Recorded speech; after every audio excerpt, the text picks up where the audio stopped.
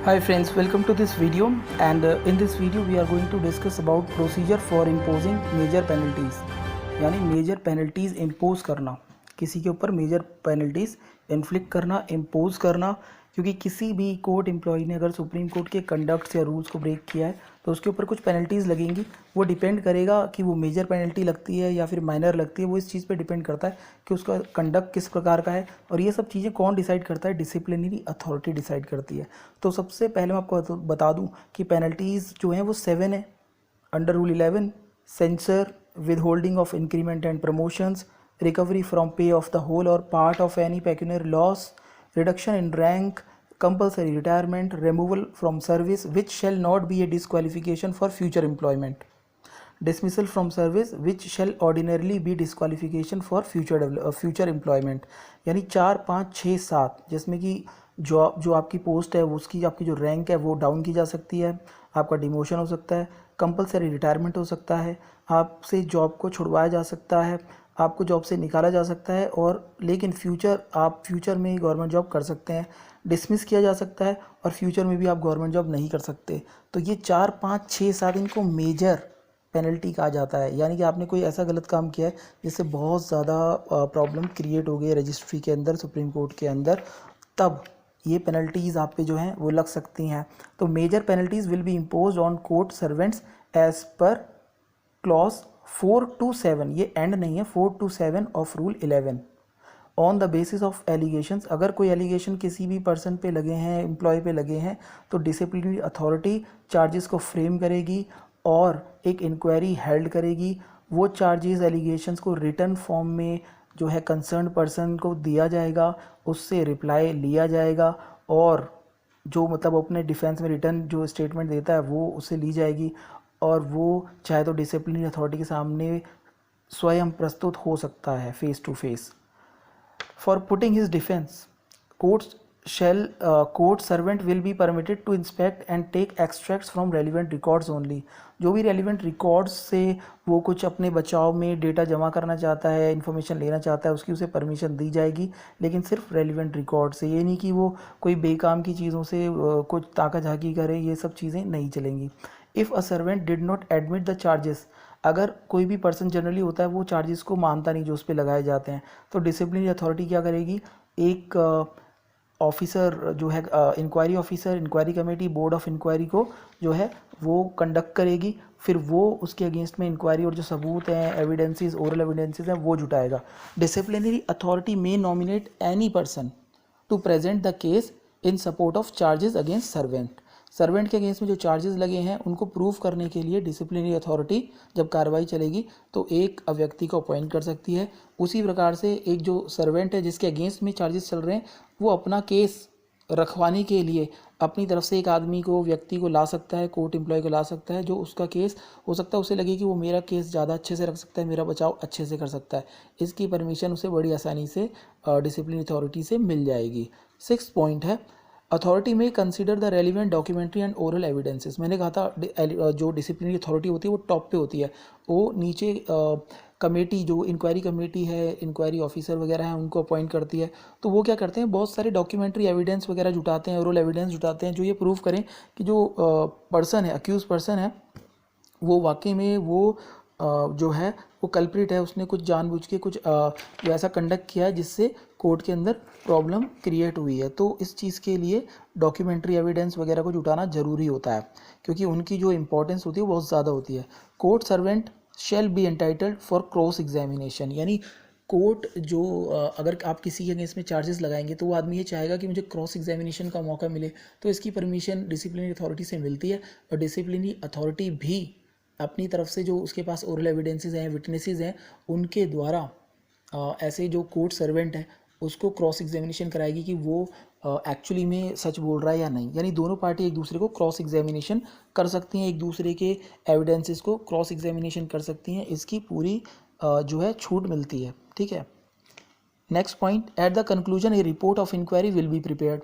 जो भी सारे फाइंडिंग्स आए हैं, जो भी रीजंस आए हैं, सर्कमस्टेंशियल एविडेंसेस हैं, विटनेसेस हैं, उसके आधार पे एक रिपोर्ट बनाई जाती है, और जो फैक्ट्स होते हैं उनको रिकॉर्ड किया जाता है, फाइंडिंग्स को रिकॉर्ड किया जाता है। ठीक है, जो चीज़ रिकॉर्ड की जाती है वो बहुत इंपॉर्टेंट होती है।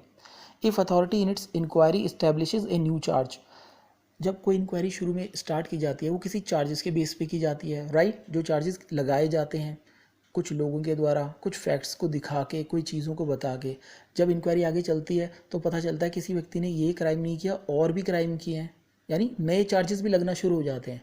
तो ऐसे चार्जेस किसी ना किसी फैक्ट्स पे बेस्ड होते हैं, फाइंडिंग्स पे बेस्ड होते हैं, तो इनको भी रिकॉर्ड किया जाता है। लेकिन उनको रिकॉर्ड तब किया जाएगा जब उनको एक्सेप्ट कर लिया जाएगा कंसर्न पार्टी की तरफ से जिसके अगेंस्ट में वो लगाए गए हैं कि हाँ मैंने ऐसे काम किया है। जब वो अगेंस्ट इन फैक्ट्स को जो है एक्सेप्ट कर लेता है, तब उसके अगेंस्ट में जो नए चार्जेस स्टैब्लिश हुए हैं उनकी फाइंडिंग्स एट्सेट्रा को रिकॉर्ड किया जाएगा। If disciplinary authority is of the opinion that any of the penalties specified in clause 4 to 7 of rule 11 should be impose, यानी अब डिसिप्लिनरी अथॉरिटी को पूरा विश्वास है कि इसने कुछ गलत काम किया है जिसकी वजह से इनके ऊपर, कंसर्न पर्सन के ऊपर जो पेनल्टी नंबर 4, 5, 6, 7 है इनको लगाया जा सकता है। तो वो एक रिपोर्ट बनाएगी, वो रिपोर्ट को कोर्ट सर्वेंट को दे देगी, ब्रीफिंग्स जो ब्रीफ फाइंडिंग्स है कोर्ट सर्वेंट को रिटर्न में रिपोर्ट दे देगी कि आपके अगेंस्ट में ये रिपोर्ट बनी है। उसके बाद disciplinary authority will give a notice stating the action proposed to be taken and calling him to present his representation।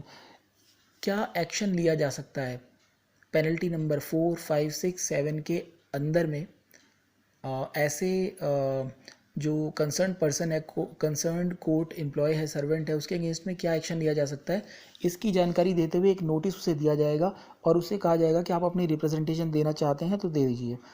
Third point है, अगर वो अपनी रिप्रेजेंटेशन देना चाहता है तो as per rule disciplinary authority उसकी रिप्रेजेंटेशन को एक्सेप्ट करेगी, कंसीडर करेगी, उसको सुनेगी उसने क्या लिखा है, क्या वो कहता है, ठीक है।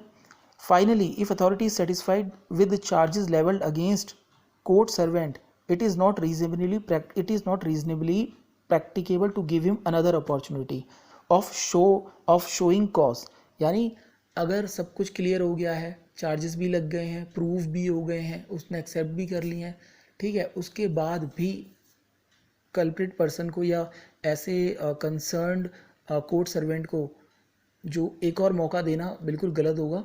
अब जो डिसिप्लिनरी अथॉरिटी है अगर वो चाहती है तो वो चाहे तो एक चांस और दे सकती है, अदरवाइज़ यहाँ पे ये जो प्रोसीजर है इम्पोजिंग मेजर पेनल्टीज़ वो पूरा हो जाता है और उस पर एक्शन लिया जा सकता है।